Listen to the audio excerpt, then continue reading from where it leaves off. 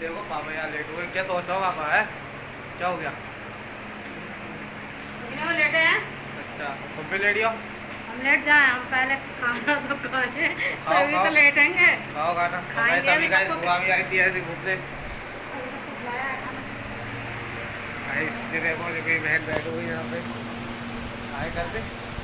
Guys ये दीदी बैठी हुई थी देखो गाइस, सॉरी बुआ बैठी हुई है। और मैं भाई बैठा हुआ गाइस पीछे फोन चलाने में लगा था उसका। ये सब क्या हो गाइस, सब आराम कर रहे हैं गाइस। प्लेन के सफर से आए, थका हुए लेटे हैं। गाइस प्लेन से आए हैं। प्लेन यहाँ पे गाइस कैसे आ जाएगा गाइस, इतनी सी गली में प्लेन कैसे आ जाएगा? पूरी गली गाइस टूरिया ही प्लेन आ गई। देख रहे हो गाइस गली, इस गली में गाइस प्लेन आ जाएगा? आप बताओ हाँ? गाइस। मेरी मम्मी कह रही कि प्लेन से आए हैं, क्या? इस गली में प्लेन कैसे आ जाएगा? घूम घूम। तो पैसे देखो गाइस, जल्दी आया पैसा पैसा करती है। गाते गाते हुए आ रहा छोड़ गाइस। एक और दे रहा है मम्मी को। अरे रुक तो, एक दे दो हाथ में।